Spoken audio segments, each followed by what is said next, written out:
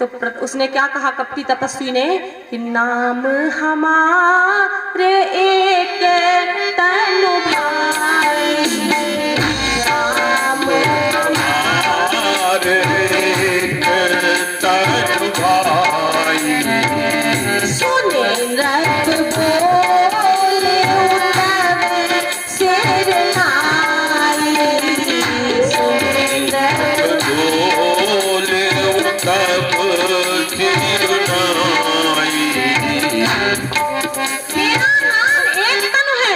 प्रताप भानु ने कहा मतलब? बोले बेटा जब से सृष्टि की रचना हुई है तब ही मेरी उत्पत्ति हुई है, तब से मैंने दूसरा शरीर ही धारण नहीं किया, इसलिए मेरा नाम एक तन है। अब तो महाराज प्रताप भानु ने कहा हे भगवान ऐसे संत के दर्शन मुझे हो गए, चरणों में गिर पड़ा। बोले महाराज क्षमा कीजिए, कृपा कीजिए मुझ पर। और उसने कहा कि मेरा आशीर्वाद है बेटा, वरदान मांग ले, तुझे क्या चाहिए?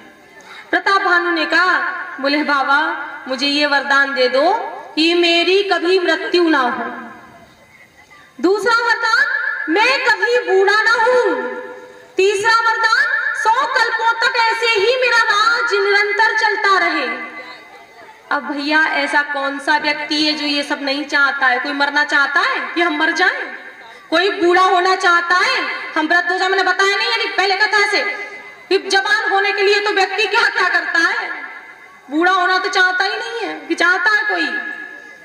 कोई नहीं चाहता है। जवान होने के लिए तो क्या क्या खाते हैं महाराज, क्या क्या करते हैं, ये मैं बता चुकी हूँ आप लोगों को अभी थोड़ी देर पहले। बूढ़ा होना कोई चाहो, कौन ये चाहेगा कि हमारी शासन सत्ता चली जाए? ये भी कोई नहीं। जब माता पिता नहीं चाहते हैं अपने बच्चों को देना, तो बड़ी जिसके पास सत्ता होगी वो क्या चाहेगा कि मेरी शासन सत्ता चली जाए? और उसने कहा कपटी तपस्वी ने, बोले बेटा सब कुछ संभव है पर एक काम तू कर ले। बोले क्या?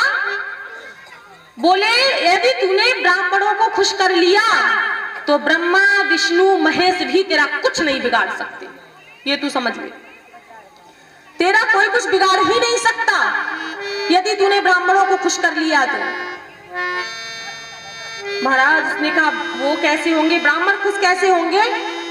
तब उस कपटी तपस्वी ने कहा बोले देख ब्राह्मणों को तुझे रोज 1 वर्ष तक 1 लाख ब्राह्मणों को नित्य परिवार सहित निमंत्रण देना पड़ेगा, और वो भोजन वो रसोई मैं तैयार करूं तब ऐसा होगा।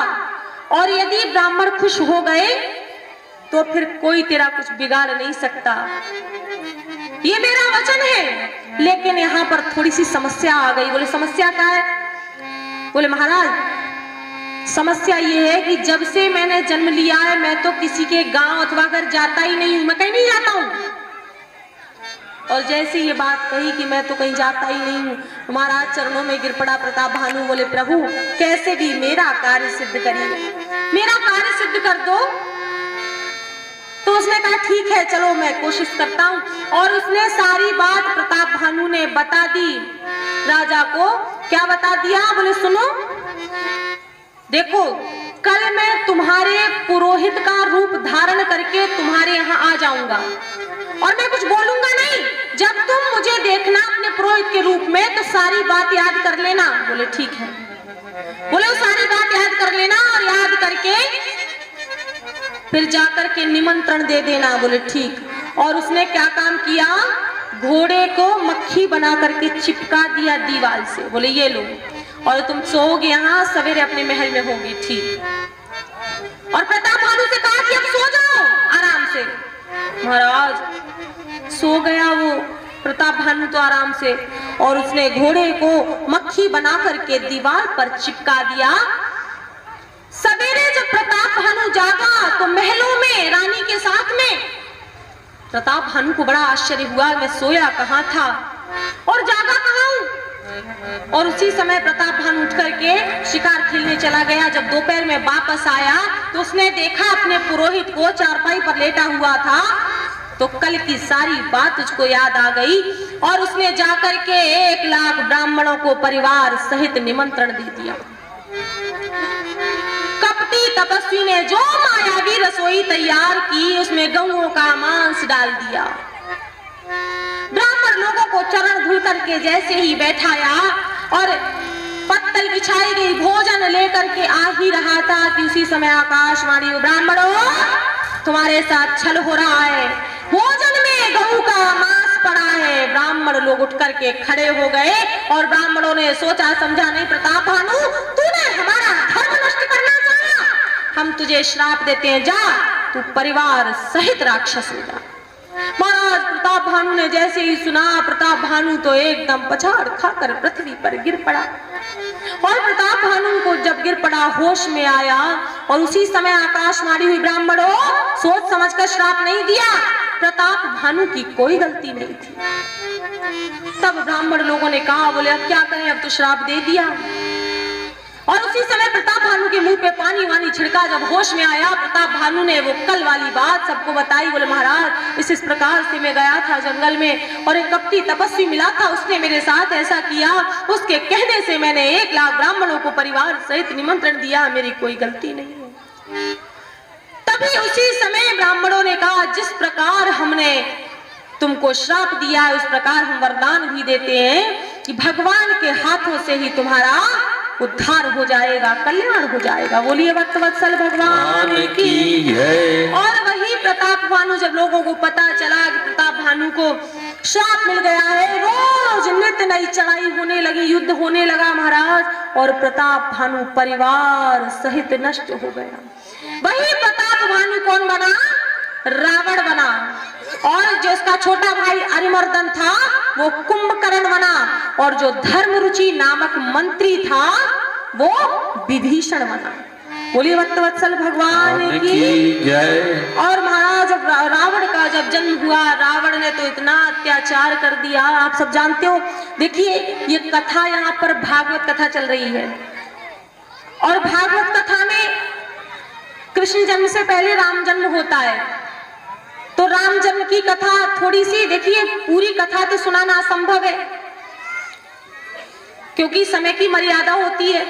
तो मैं शॉर्ट में कथा सुनाऊंगी आपको, राम कथा, क्योंकि कृष्ण जन्म तक ले जाना है, कृष्ण जी का आज जन्म भी होना है, इसलिए पहले राम जन्म होगा, उसके बाद कृष्ण जन्म होगा। बोलिए भक्तवत्सल भगवान की जय। और महाराज रावण का अत्याचार बढ़ता चला गया। पृथ्वी पर हजारों पुण्यात्मा हो जाएं उसे भारी नहीं लगते, एक पापी हो जाता है बहुत भारी लगता है। पृथ्वी रोते रोते ब्रह्मा जी के पास गई, ब्रह्मा जी से कहा गाय का वेश धारण करके, बोले प्रभु इस बाधा को कौन मिटाएगा? ब्रह्मा जी ने कहा, बोले भैया मैं कुछ नहीं कर सकता, मैंने तो उसे वरदान ही दिया है रावण को, मैं कुछ नहीं कर सकता। बोले फिर? बोले जाओ शंकर जी के पास चली जाओ। पृथ्वी शंकर जी के पास गई, शंकर जी से कहा, बोले प्रभु कौन इस बाधा को मिटाएगा भगवान? जब ये बात कही तो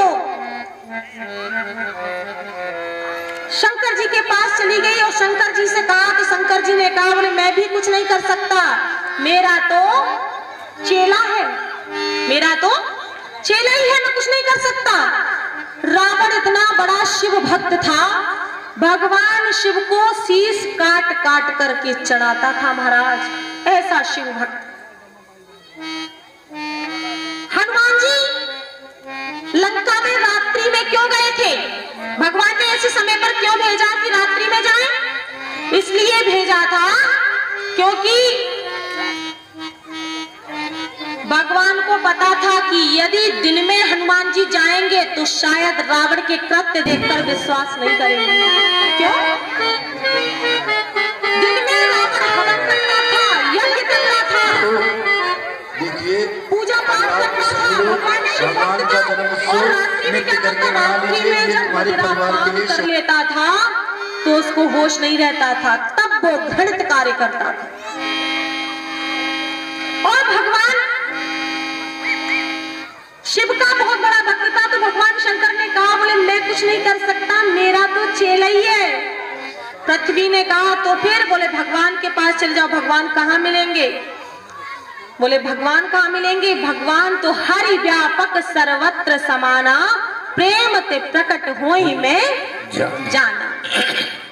भगवान तो हर जगह व्याप्त है, कण कण में व्याप्त है। जहां आप प्रेम से पुकारोगे वही परमात्मा प्रकट हो जाएंगे। और जब ये बात कही भगवान ने कि जहां प्रेम से पुकारोगे वही प्रकट हो जाएंगे, तो भैया सब लोगों ने प्रेम से पुकारा, सभी देवताओं ने। अरे भैया परियामा वाले जा रहे हैं क्या? राम जन्म हो जाने दीजिए तो जाएं फिर अंदर। बोलिए भक्तवत्सल भगवान की। ये भक्त लोग भैया हमारे परियामा से आए हैं, प्रतापगढ़ कुंडा से कथा श्रवण करने। बोलिए भक्तवत्सल भगवान की। और महाराज सबने प्रेम पूर्वक पुकारा, तो रायबरेली वालों सभी लोग प्रेम से पुकारना, तभी भगवान प्रकट होंगे। नहीं तो बैठे रहना, रात्रि के 12 बजे भगवान प्रकट होने वाले नहीं है, और मैं जाने भी नहीं दूंगी। ये समझ लो सभी लोग एक बार भाव से, अगर मुंह खोल के आ भी कर दोगे तो भगवान समझेंगे गा रहे हो, उतना ही फल मिलेगा जितना गाने से मिलता है। तो सभी लोग एक बार भाव से जय जय सूर्य नायक जन सुखदायक प्रणत पाल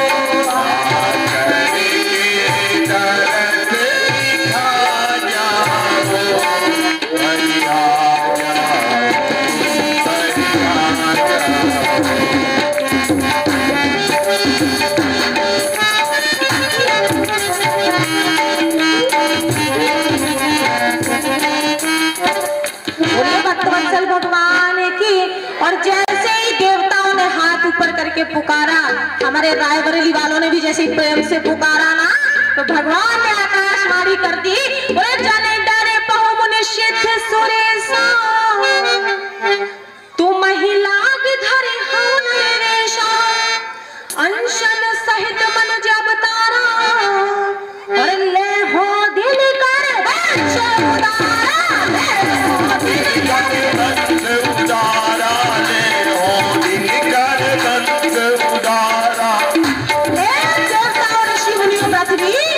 डरना मत, मैं अपने अंशों सहित पृथ्वी पर अवतार लेने आ रहा हूँ, कह दिया भगवान ने, डरो मत। और जैसे कहा महाराज, सभी देवता लोग आसमान में छा गए, स्तुति करने लगे भगवान की।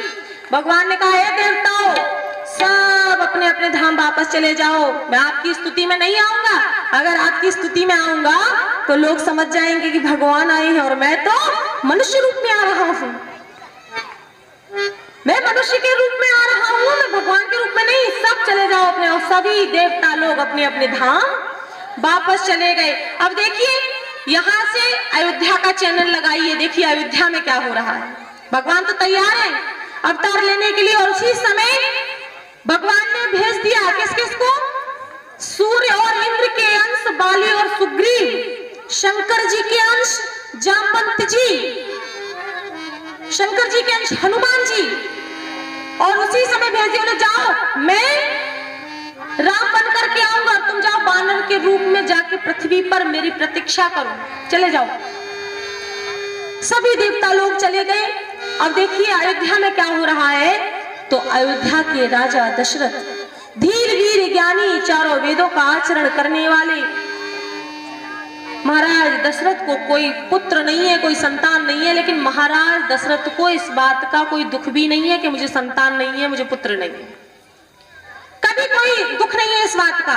एक दिन बड़े ध्यान से सुनना, गुरु वशिष्ठ जी की पत्नी अरुंधति जी ने गुरु वशिष्ठ जी से कहा, बोले महाराज क्या आप इतने बड़े गुरु का शिष्य महाराज दशरथ ऐसे ही मर जाएगा बिना पुत्र के?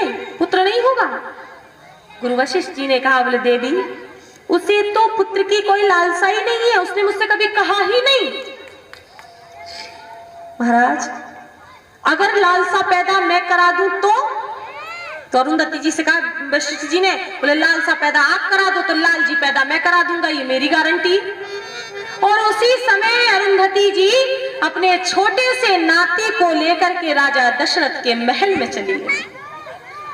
जब अरुंधति जी अपने छोटे से नाती को लेकर के गई और जैसे ही बैठी, जाकर के महाराज दशरथ ने आसन दिया, बैठाया, बड़ा स्वागत किया, वैसे ही वो बच्चे को नोच दिया धीरे से। अब बच्चा जोर जोर से रोने लगा। बच्चों क्या पता, बच्चा रोने लगा तो महाराज दशरथ ने कहा, बोले माँ ये ऋषि पुत्र रो क्यों रहे हैं, क्या बात है? बोले राजन आपके सुनने की बात नहीं है। बोले क्यों? बोले ये बालक मेरे कान में ऐसी बात बोल रहा है, आप सुनेंगे तो आपको दुख होगा। महाराज दशरथ ने कहा, बोले इतना छोटा सा बालक कि ऐसी कौन सी बात बोल सकता है, क्या बोल रहा है? और अरुंधति जी से कहा, बोले मैया मुझे कोई कष्ट नहीं होगा, आप बताइए ना ये ऋषि पुत्र क्या कह रहे हैं, क्यों रो रहे हैं? तो अरुंधति जी ने कहा कि ये बालक मेरे कान में कह रहा है कि मेरे दादाजी की पुरोहिताई तो चल गई, उनके यजमान तो है महाराज दशरथ, जब मैं बड़ा होऊंगा तो मेरा यजमान कौन बनेगा? और उसी समय महाराज दशरथ को ग्लानि हो गई कि एक बार भूपत मन माही, एक बार भूपत मन माही,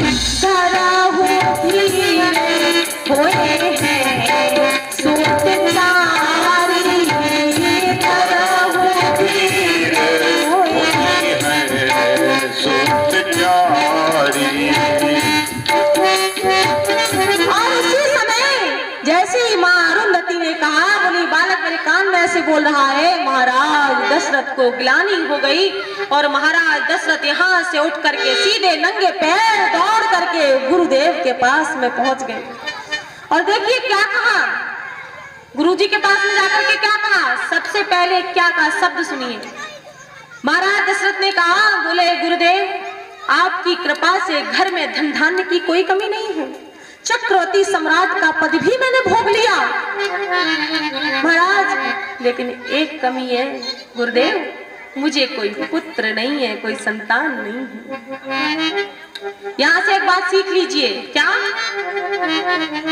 जब हम किसी संत के पास, गुरु के पास जाते हैं तो क्या करते हैं, अपना दुख बताते हैं, केवल सुख नहीं बताते कि ये सुख भी दिया है भगवान ने। अरे कोई तो सुख दिया होगा, कोई तन से सुखी है तो कोई मन से सुखी है, तो कोई धन से सुखी है, तो कोई बच्चों से, कोई तो सुख दिया होगा भगवान ने, कि सब दुखी दिए हैं, कोई सुख दिया ही नहीं है तुझे। हम लोग क्या करते हैं, दुख सुनाते हैं जाकर के, सुख तो बताते ही नहीं है कि महाराज ये भी सुख है। और राजा दशरथ ने क्या किया, पहले सुख बताया, ये सुख भी है, सारे सुख है, पर दुख इस बात का है। तो किसी भी संत के, गुरु के पास जाओ, सबसे पहले अपना सुख बता दो कि ये सुख भी है मुझे, फिर बताओ कि दुख है। लेकिन लोग उल्टा करते हैं, दुखी दुख बताते हैं, महाराज बड़े दुखी हैं, क्या करें उनको। किसी भी संत के पास जाएंगे, किसी भी गुरु के पास जाएंगे तो दुखी दुख बताते रहते हैं। अरे कोई तो सुख दिया होगा, भगवान को बुरा लगता है कि इसको मैंने सुख दिया, वो तो नहीं बता रहा है, दुखी दुख बता रहा है, तो और ले दुख थोड़ा सा ले। सुख भी बताना चाहिए, राजा दशरथ ने पहले सुख बताया तब दुख बताया है। और जैसे कहा गुरुजी से, और यहाँ से एक बात और सीख लो, जब भी कोई दुख पड़े तो किसी को मत बताना, जाके नहीं, जाके पड़ोसी से रोने लगो, या तो भगवान के आगे रोना, या तो अपने गुरुद्वारे में जाकर के रोना, जहां समस्या का समाधान मिलेगा। पड़ोसी कौन समस्या का समाधान करेगा, वो तो आप अंदर से जानते नहीं हो, आपसे ज्यादा दुखी है वो, आपको क्या सुख प्रदान करेगा। और दूसरा, वो तो ऐसे झूठ के आंसू लगा के पूछ लेगा, चौराहे पे हंस के जाके उड़ा देगा। पड़ोसी आपका दुख दूर करेगा, कभी नहीं कर सकता। हंसी और बनाए हवा है, कितना दुखी है देखो, हंसेगा आपका। और महाराज राजा दशरथ अपने गुरु के पास है, गुरु से अपना सुख बताया, फिर दुख बताया। उस समय गुरु ने कह दिया, बोले राजन तूने आज तक मुझसे ये बात कभी कही नहीं, और तू, तेरे एक पुत्र नहीं, दो पुत्र नहीं, चार पुत्र होंगे राजन, और ऐसे पुत्र होंगे जिनके कलयुग में बड़े बड़े मंदिर बनेंगे, लोग जिनकी सेवा पूजा करेंगे, ऐसे श्रेष्ठ पुत्रों के तुम पिता बनोगे राजन। महाराज दशरथ ने कहा, महाराज कैसे होंगे, मेरी रानियों का तो रजोधर्म भी बंद हो गया। बोले वो ऐसे नहीं होंगे, पुत्र यज्ञ से होंगे। बोले महाराज कौन करवाएगा, बोले श्रृंगी ऋषि। राजा दशरथ ने कहा, बोले महाराज श्रृंगी ऋषि तो कहीं जाते ही नहीं है, उनको तो धन का कोई लोभ ही नहीं है। बोले तेरे बुलाने से नहीं आएंगे, मैं यजमान बनूंगा तब आएंगे। और उसी समय गुरु वशिष्ठ जी ने श्रृंगी ऋषि को बुलाया। फिर श्रृंगी ऋषि वशिष्ठ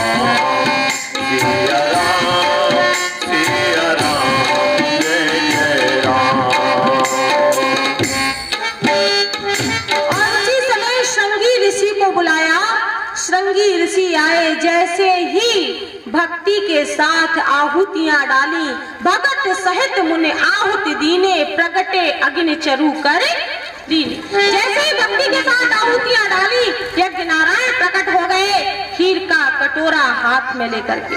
देखिए दान देने की कितनी सुंदर प्रक्रिया। खीर का कटोरा महाराज दशरथ को पकड़ाया और गायब, ना अपना नाम लिखवाया ना अपना फोटो छपवाया। आज का व्यक्ति यदि एक पंखा भी दान करता है ना मंदिर में, तो उसकी हर पंखुड़ी पर अपने दादाजी का नाम लिखवा देता है। दादा बेचारा जिंदा रहा तब भी 99 के फेर में घूमता रहा, बोले बेटा मरने के बाद भी चैन से नहीं बैठने दूंगा, घूमते रहो।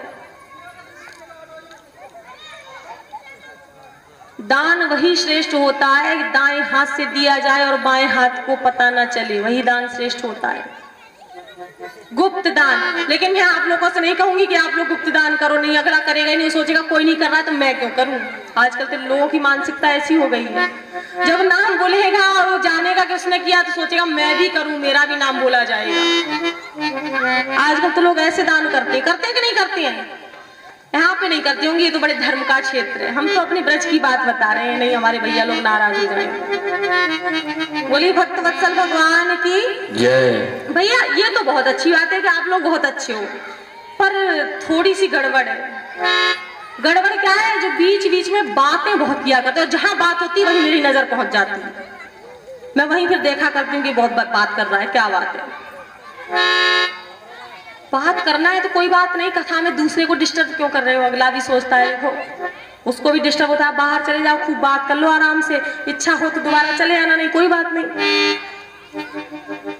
जबरदस्ती तो है नहीं। पर दूसरे को कथा सुनने दो, पाप के भागी मत बनो। यहाँ पुण्य करने आए हो, पाप करने आए हो,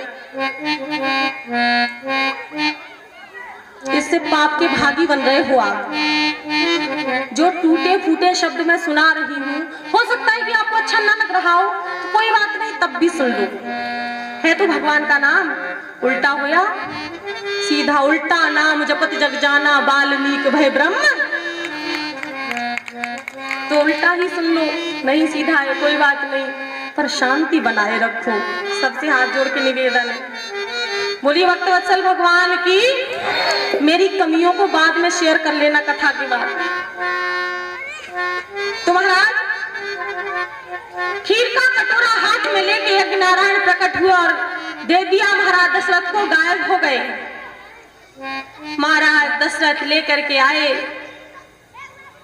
खीर का कटोरा, अपनी तीनों रानियों को दिया, तीनों रानियों को बराबर बराबर मात्रा में बांट दिया। कहते हैं माँ सुमित्रा का भाग महल की मुंडेरी पर चील बैठी थी, उसको ले गई उड़ाकर। माँ सुमित्रा ने कहा कौशल्या से और कैकेयी से, बोले माताओं आप तो माँ बन जाओगी, लेकिन मैं फिर भी माँ नहीं बन पाऊंगी। माँ कौशल्या ने कहा नहीं देवी, बनेंगे तो हम तीनों लोग ही माँ बनेंगे, साथ साथ बनेंगे, ऐसा नहीं हो सकता कि तुम ना बनो। और उसी समय माँ कौशल्या ने अपने में से आधा भाग और माँ सुमित्रा ने अपने में से आधा भाग सुमित्रा जी को दे दिया और कहा, माँ सुमित्रा ने, बोले परमात्मा ने मैया अगर मुझे 2 पुत्र प्रदान किए तो एक पुत्र कौशल्या मैया आपकी पुत्र की सेवा में और एक पुत्र कैकेयी मैया आपके पुत्र की सेवा में मैं अर्पण करूंगी, ऐसा कह दिया माँ ने। और कहते हैं वो खीर खा करके माताएं गर्भवती हुई, तीनों माताएं गर्भवती हुई। जब से माताएं गर्भवती हुई हैं तब से अपनी दीवालों के चित्र बदल दिए, संतों को बुला करके भगवान की कथाएं सुनती हैं, सत्संग करती हैं, भजन करती हैं। और आजकल की माताएं क्या करती हैं? टीवी पर सीरियल देखती हैं पूरा टाइम, तो पेट में से भी कूद कूद के नचकइये बाहर आते हैं। फिर गर्भवती माँ जैसा सोचती है, जैसा चिंतन करती है, जैसा भाव रखती है, वैसा ही गर्भ के बालक का भी चिंतन होता है। जब माँ 4 महीने की गर्भवती होती है तो शास्त्र उसको 2 हृदय बोलता है, एक बच्चे का और दूसरा माँ का, ये कभी भी आप देख लेना। और महाराज तीनों माताओं ने अपनी दीवारों के चित्र बदल दिए, महापुरुषों के सुंदर सुंदर चित्र लगाए हैं, भगवान का ध्यान करती हैं, संतों का सानिध्य करती हैं। और महाराज अयोध्या में जब भगवान अवतार लेने वाले थे, उसी समय अयोध्या में बड़े बड़े संत महात्मा त्रिपुंडधारी जटाधारी संतों की भीड़ इकट्ठा होने लगी। हे भगवान, हमको भगवान का दर्शन हिमालय की गुफाओं में नहीं हुआ। महाराज दशरथ कौशल्या ने ऐसे कौन से पुण्य किए थे जिससे भगवान इनके घर आने वाले हैं। तो भैया क्रिया ज्ञान शक्तिश्य कौशल्या सुमित्रोपासनात्मिका क्रिया शक्तिश्य कैकेयी वेदो दशरथो नृपा। ज्ञान की प्रतीक मां कौशल्या, कर्म की प्रतीक मां कैकेयी और भक्ति की प्रतीक मां सुमित्रा, चारों वेदों का आचरण करने वाले महाराज दशरथ। इनके घर में राम नहीं आएंगे तो किसके घर में आएंगे? महाराज ऐसा यदि हमारे घर में भी होगा तो हमारे घर में भी भगवान आएंगे, ऐसा नहीं है। और महाराज कहते हैं राजमहलों की परिक्रमाएं बढ़ने लगी। अयोध्या के लोग परिक्रमा करने लगे कि भगवान इनके यहाँ आने वाले हैं, अभी आए नहीं, अभी तो गर्भ में ही है। तभी परिक्रमाएं बढ़ती गईं और उसी समय महाराज के पापियों के पाप का भूभार हो गया, पापियों के पाप का भूभार हो गया, प्रभु पे प्रभु का अवतार हो गया, प्रभु पे प्रभु का अवतार हो गया है, तो प्रभु का अवतार हो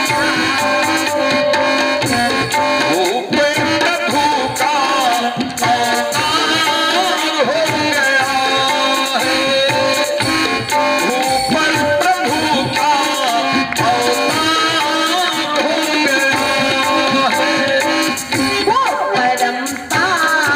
अवतार जीव अंशी हो गए, ब्रह्म अंशी आरग में रघुवंशी हो गए, ब्रह्म अंशी आरग में सूर्यवंशी हो गए।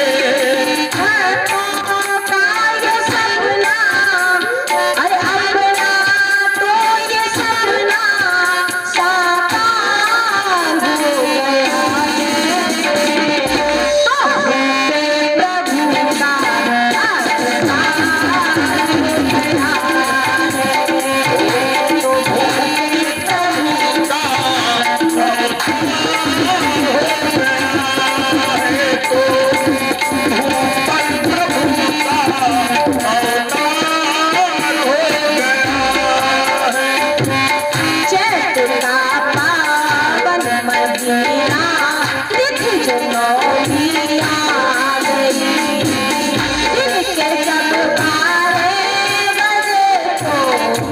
घड़ी मन आ गई, दिल के जब बारा बने तो घड़ी फिर आ गई, दिल के जब बारे लगे तो शुभ घड़ी मन भा गई, दिल के जब बारा लगे तो शुभ घड़ी फिर आ गई।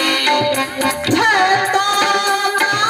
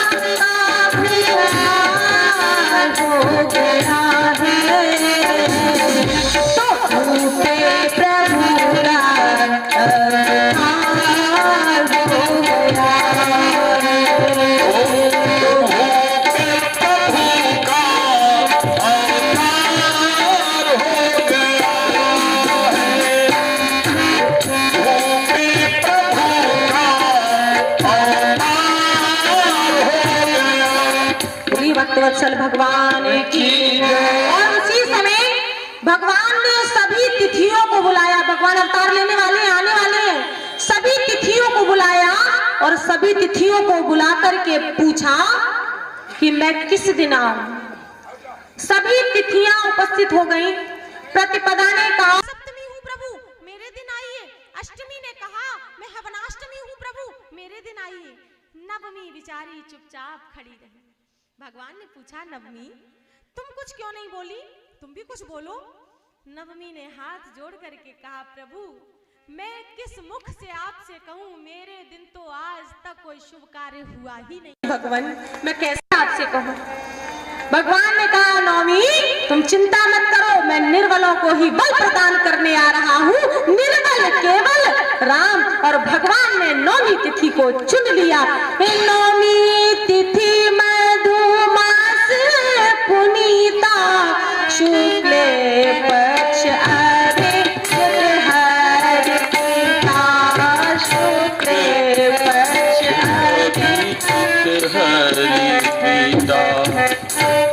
नवमी तिथि को भगवान ने चुन लिया। और चैत्र के महीने में नवमी तिथि को दिन के 12 बजे भगवान राम का प्राकट्य हुआ। देखिए अयोध्या के राजमहलों की परिक्रमाएं बढ़ती गईं, कीर्तन के स्वर बढ़ते गए, सरयू का जल उछाले मारने लगा। और जैसे ही नवमी तिथि के दिन 11 बजे, 11:30 बजे, 12 बजे घंटी बोली, टन टन टन भगवान प्रकट हो गए।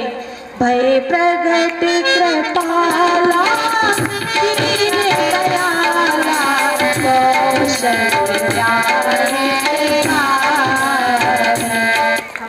शिव महतारी मनहारी अद्भुत रूप विचारी लोचन अभिरामा घनश्यामा भुज भूषण बंदमाला शोभा सिंधु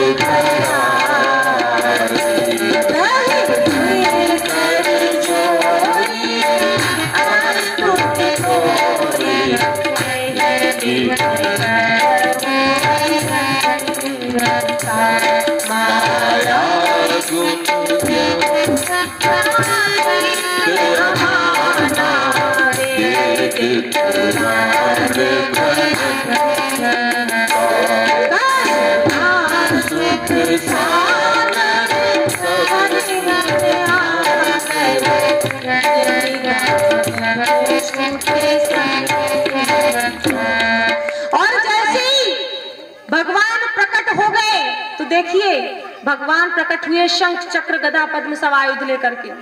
कौशल्या मैया मुंह फेर के बैठ गई।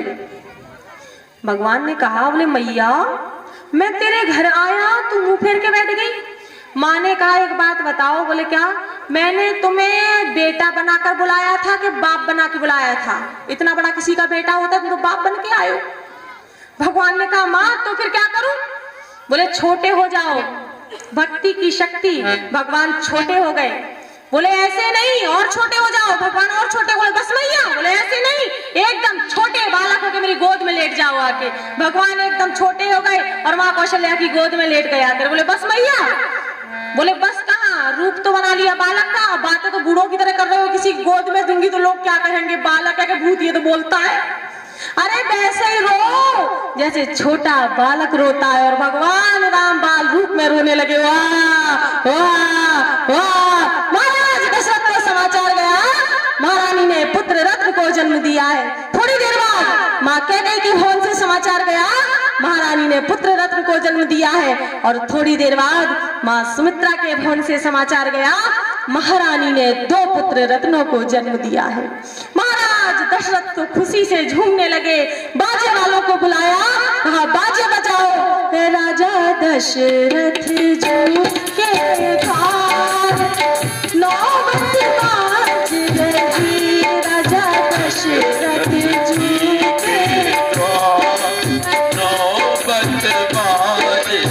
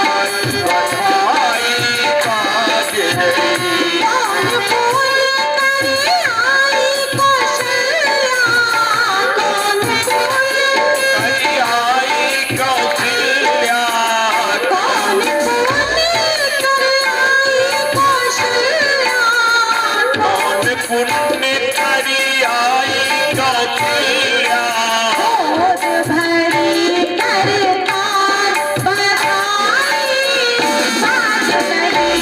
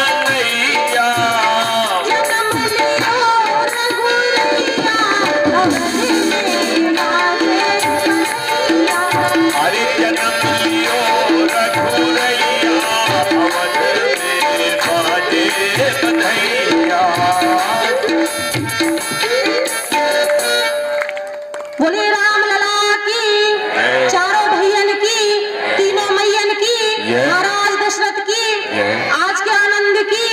और महाराज इस प्रकार से चारों भाइयों का प्राकट्य हुआ।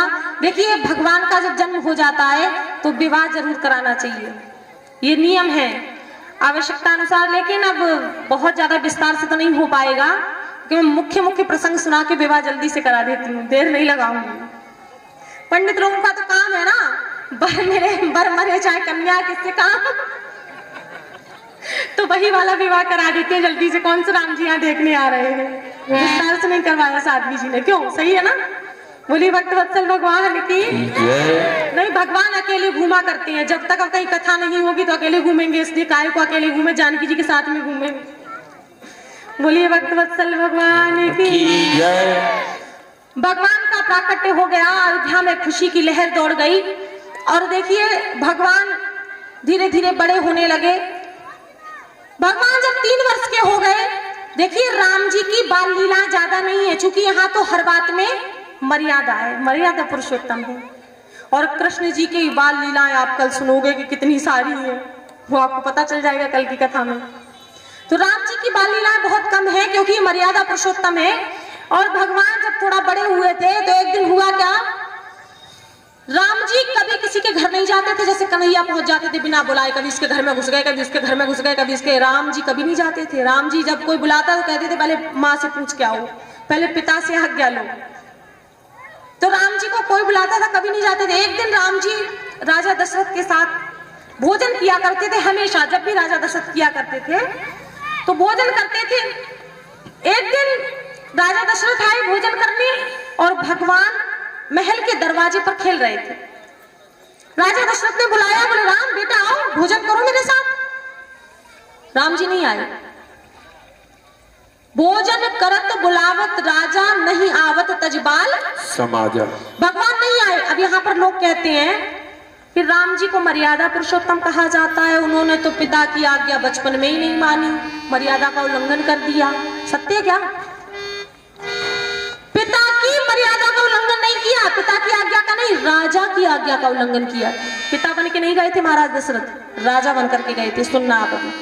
और महाराज दशरथ ने बुलाया तो राम जी और आगे चले गए। महाराज दशरथ गए भागते हुए और महल के दरवाजे तक, तो राम जी गली में अंदर चले गए। अब महाराज दशरथ ने सोचा कि लोग क्या कहेंगे, बच्चे के पीछे पीछे भाग रहा है, मैं तो रथ से चलता हूं, मैं जाऊं कैसे बुलाने, मैं तो राजा हूं। राजा दशरथ के मन में ये भाव आ गया, मैं तो राजा हूं, रथ से चलता हूं और गली में जाऊंगा नंगे पैर पैदल तो लोग क्या कहेंगे। और जो लोगों की परवाह करता है भगवान उसको कभी नहीं मिलता है, भगवान उसको छोड़ देता है। महाराज दशरथ आए और मंत्री जी से कहा, जाओ राम को लेकर के आओ, मैं भोजन करने बैठा हूं। मंत्री जी गए, राम जी रोने लगे, लौट गए, नहीं आए। मंत्री जी भी वापस लौट आए और तब मां कौशल्या से कहा, बोले देवी तुम जाओ, तुम बुला करके लाओ। और मां जब बुलाने गई तो दरवाजे पर खड़े प्रतीक्षा कर रहे थे मां की कि कब मां आए, और ये देख रहे थे कि मां भी मां बनकर आई है कि अयोध्या के राजमहलों की महारानी बनकर आई है। और जैसे ही मां बुलाने गई राम जी को, राम को बोला बेटा आओ बेटा, तो राम जी और भागे दूर को, मां भी भागी। और जैसे ही राम जी जोर से भागे, मां ने उठाया अपना लहंगा, ये नहीं सोचा लोग क्या कहेंगे, मां दौड़ी राम जी के पीछे, बहुत दूर तक चली गई गली में। तब राम जी समझ गए कि मां मां बनकर आई है, रानी बनकर नहीं आई, इसे दुनिया की परवाह नहीं। और वहीं पर राम जी रुक गए। मां कौशल्या ने गोद में लिया और लेकर के राम जी को आई। जब भोजन ग्रहण कर रहे थे राजा दशरथ, तो भगवान ने सोचा ऐसे तो मैं रोज करता था, लेकिन अकेला भी करता था, कागभूषण तो भूखा रह जाएगा, क्या खाएगा। और भगवान मुंह में भोजन लिए बाहर डाल दिए, कागभूषण का पेट कैसे भरेगा। और महाराज इस प्रकार से भगवान ने कुछ बाल लीलाएं की हैं। एक बार सरयू के तट पर गए भगवान, और सरयू के तट पर जाकर भगवान ने पतंग उड़ाई। पतंग जब उड़ाई तो वो पतंग देवलोक पहुंच गई। इंद्र की पत्नी ने देखा और जयंत की पत्नी ने, और उस पतंग को पकड़ लिया। भगवान राम ने उसी समय हनुमान जी को भेजा, बोले जाओ पतंग लेकर के आओ। हनुमान जी गए तो उस जयंत की पत्नी ने कहा, बोले ये पतंग इतनी सुंदर है तो इसको उड़ाने वाला कितना सुंदर होगा, और मैं ये पतंग वापस नहीं कर सकती, जब तक इसको उड़ाने वाला स्वयं लेने नहीं आएगा मैं पतंग नहीं दूंगी। हनुमान जी वापस आए, भगवान राम से कहा, बोले प्रभु उस स्त्री ने तो कहा है कि मैं तब तक पतंग वापस नहीं दूंगी जब तक इसको उड़ाने वाला स्वयं नहीं